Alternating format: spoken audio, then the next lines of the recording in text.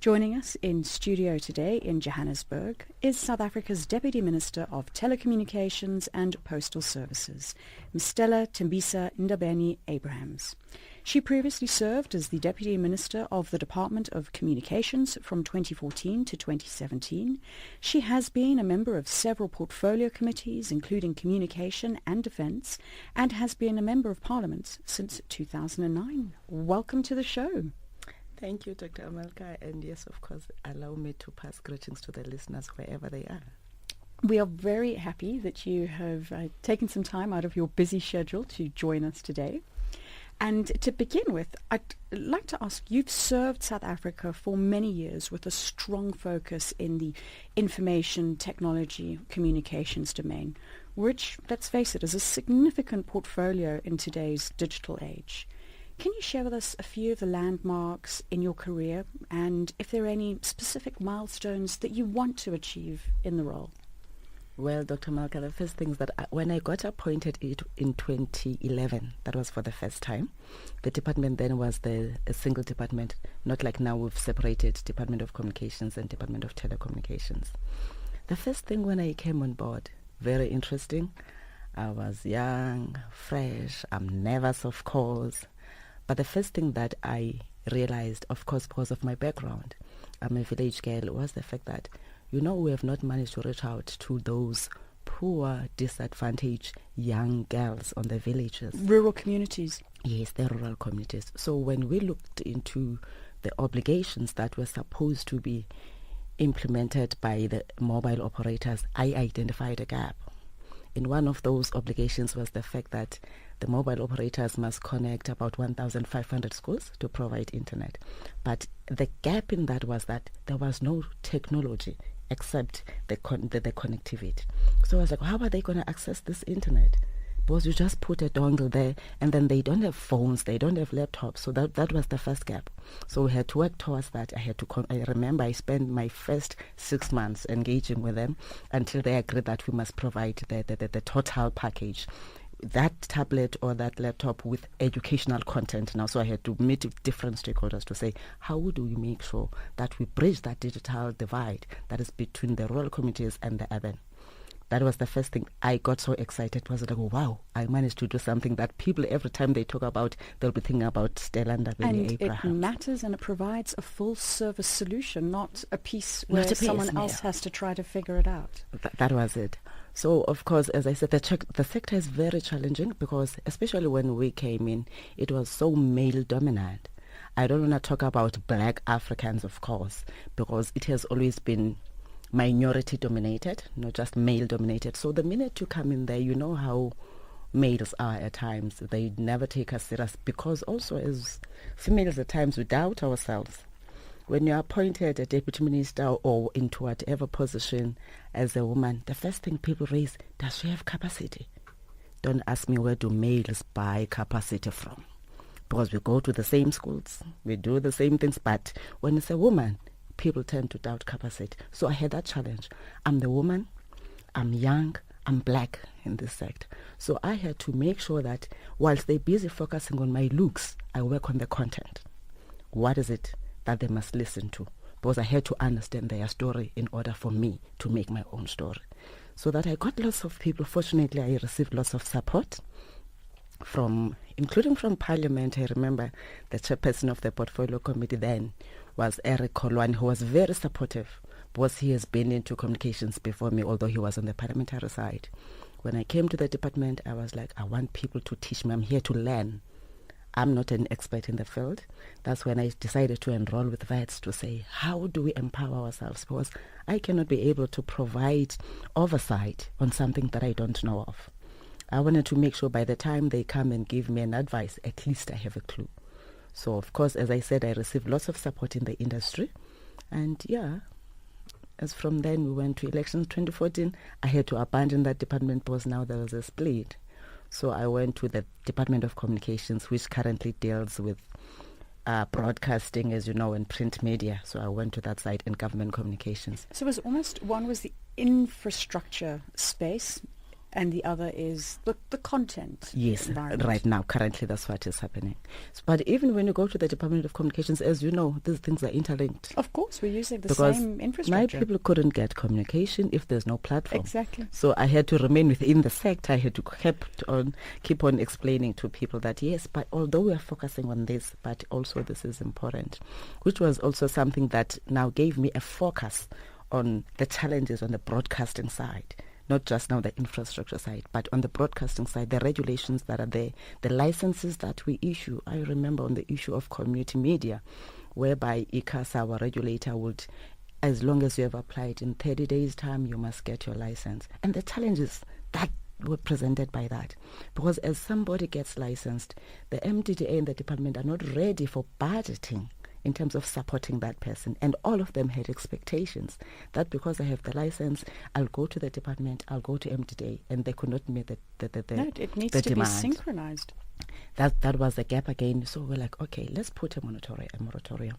And after that, we're like, okay, let's try to cluster. If in one district there's 8 or there's 6, let's make sure that they try to work together, others being satellite stations. Unfortunately, by the time I left the department, we had not concluded on that. We also managed at least to introduce a concept document on support for community broadcasters. What is it that we give support? Because it's not enough for us to just give you equipment, give you license, and we think you will be the best in the industry. As much as you have the passion, there are other elements, because as like I said, how are you going to sustain that and all those? So it taught me a lot. Going to the print media, again, it came with its own dynamics. Being in the new era of democracy, this is how we expect things, this is how others understand them must do work. Without us as government wanting to take control, but just to say, I always told the industry when I met with them, we don't expect you to take out anything or to sugarcoat. We expect you to tell the stories as they are. But the example I used to make was that it can never be correct that you only report that my department, there was corruption, 700,000 corruption, whereas we did not tell people that when I went to the budget vote, I made a commitment that we're going to support 50 small businesses with 700,000. And then in the process of implementing that, somebody became corrupt. So you're just taking the last end of it without giving proper information. So that's one thing that we used to argue about. I understand you have to chase your scoops, but give people information. That's why we exist. Truth. And if you think this is why we're in this era of fake news, where things have been taken out of context, it spreads disproportionately, and the wrong message is spreading. And received, yes. And as we're busy talking about that, on that note of the fake news, because dominantly you find that on the digital communication. So there was the emergence of social media, people getting those, which is what I refer to as the drive-through recipe, whereby you can't even check, when you're ordering your food from McDonald's on the drive-through, you just tell, this is what I want, and they're giving a package. You check it at home or on the way if you're eating. You don't check it instantly. Therefore, if somebody posts something, you take it as is. You don't know if it's true or not. So those were the things that we have to be careful about, that as reporters, because you'll discover that even broadcasters and print media, they just take those from Twitter. Somebody posted this, and therefore it becomes the headlines without verifying. Now, the dangers that pose to the society, because at times you find that, no, that's a gossip paper, I can listen to them. So those were the things that we say, how do we make sure that those communication practitioners are trained even in this digital environment, for them to understand the importance of ethics in that? That was a challenging environment. It still is, as I said and it's earlier. Still new. It's still new. It's going to take a lot of time, of course.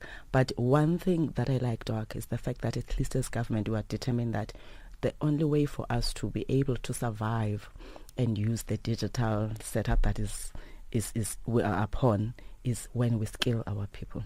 Yes. And we get to talk to each other. And on the skills note, how do we ensure that women won't get left behind in this technology economic revolution, particularly as Fourth Industrial Revolution is coming through? And as you said, you can't apply 19th century practices to a 21st century world. We require new skills, new demands, new functions. One of the things that we had to do was to make sure that we forge partnerships first with women's organization. There's the women's sector in terms of the South African Communications Forum, but we also reach out to those that are outside that forum.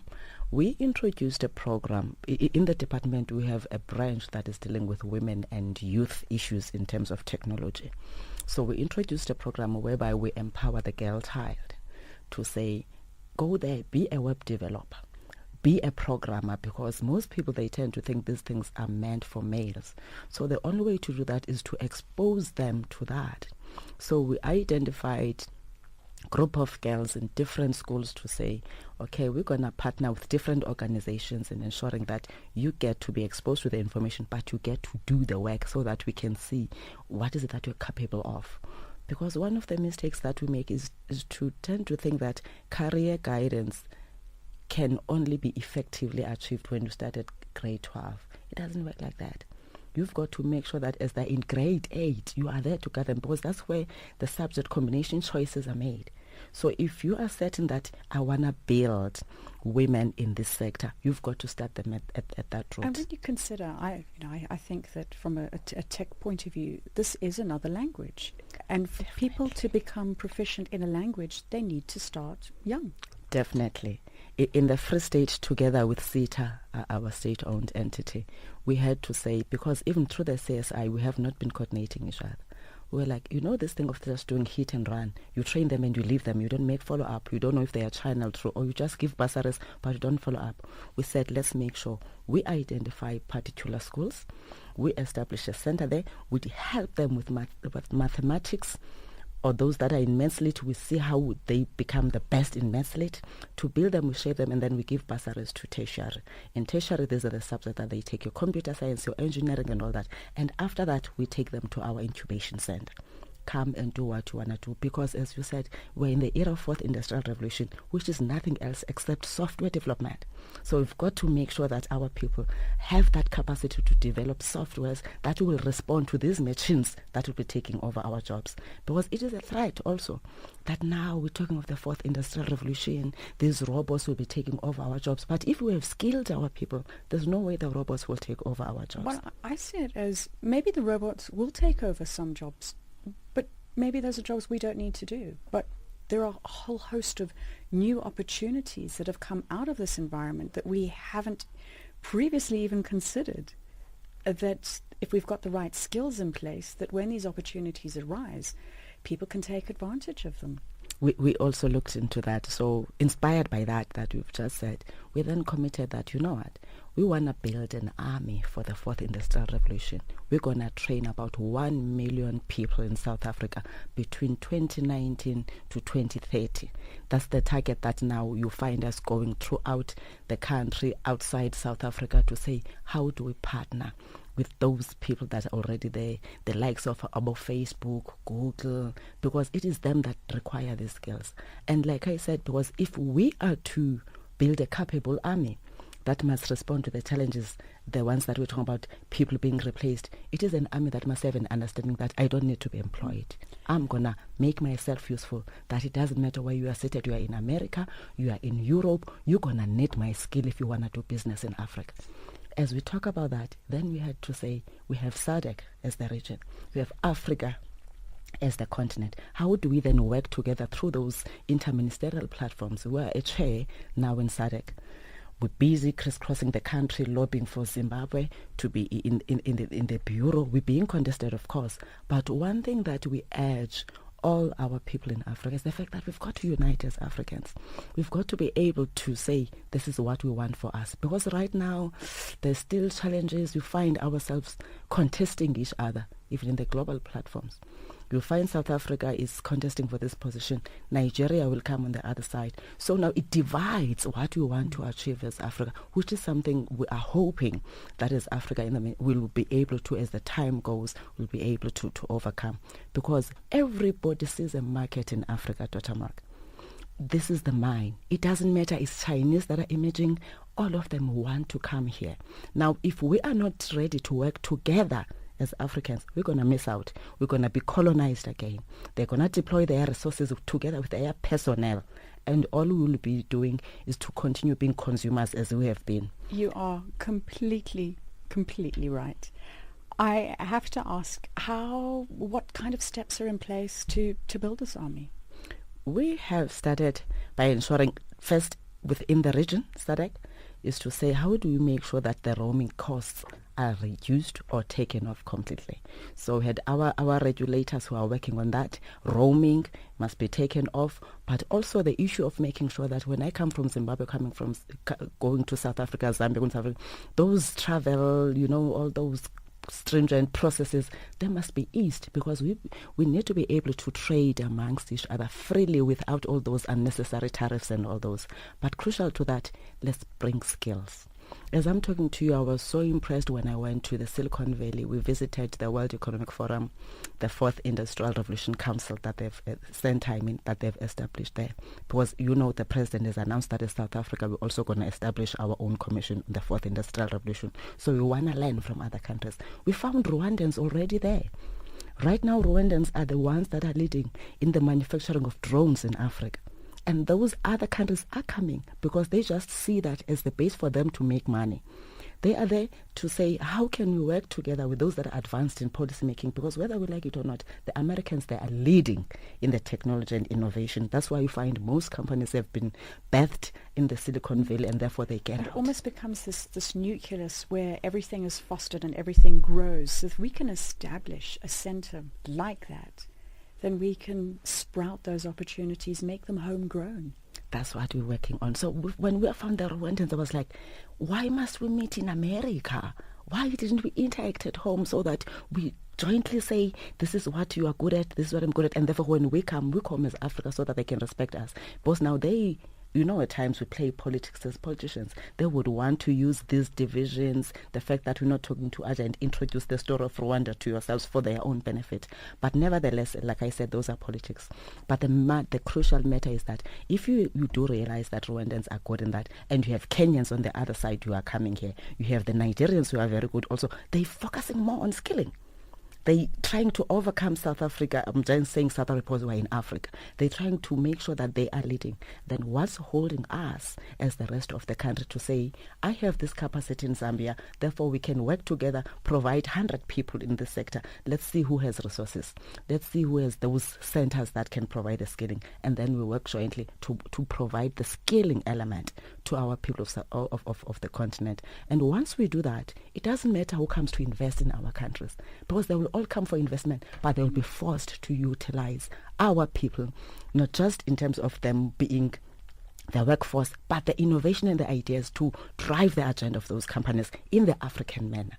Those are the things that we are saying that that we are building has to respond to.